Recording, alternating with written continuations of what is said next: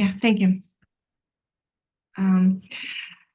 Today I will more discuss with you and show our opinion about the questionnaire for the patients with the atrial fibrillation, because more and more having these patients, we understand that the questionnaire and the improvement of life for these patients is a crucial moment, because as we know, for most of the patients, the quality of life is decreased, and the disease is discovered accidentally. That, of course, increases the mortality risks as a heart failure or stroke or other cardiovascular disease.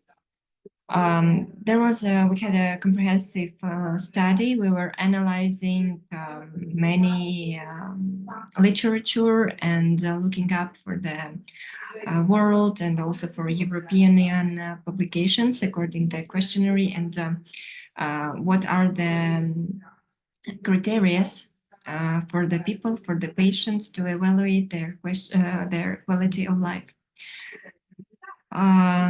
So 13, we found 45 instruments to evaluate the quality of life for the patients, and the most important were 13 instruments. So we considered them as specific, like reliable and valid.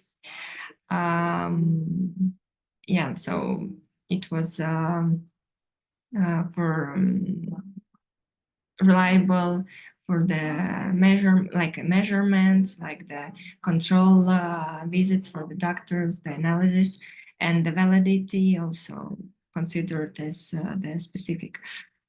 So it was very important to understand the patient, how they react for the treatment, do they use the treatment regularly, and the other maybe the other answers we received from them for what they evaluated as the important for the quality of life.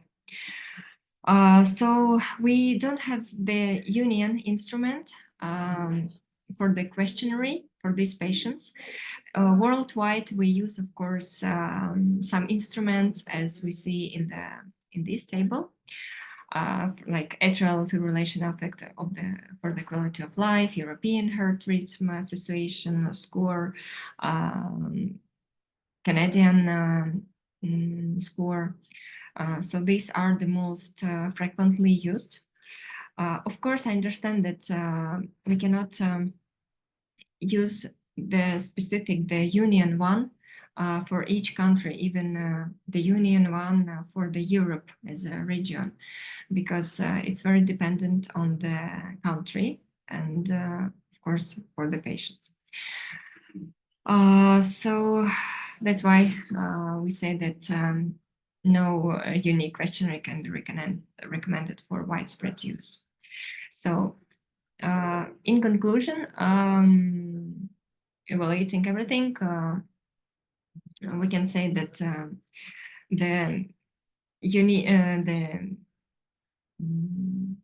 one widespread used questionnaire cannot be adapted because still not proven disease-specific questionnaires there are, and further researchers are required maybe to have at least recommended for the regions and then specific for the country.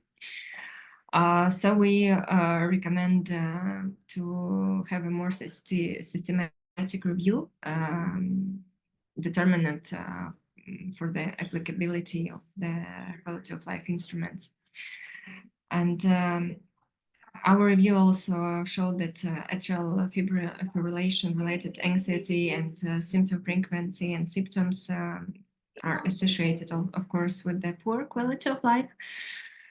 So we have to control these symptoms to prevent major complications that can be mortal. And of course, patient intervention is very important. So maybe you have some discussions or some also ideas about this, not study, this was more like evaluation to understand. Maybe you have some new ideas about the patients who you have in your practice and what you think about these questionnaires and do they complain for their quality of life? We're open to discuss now or maybe later.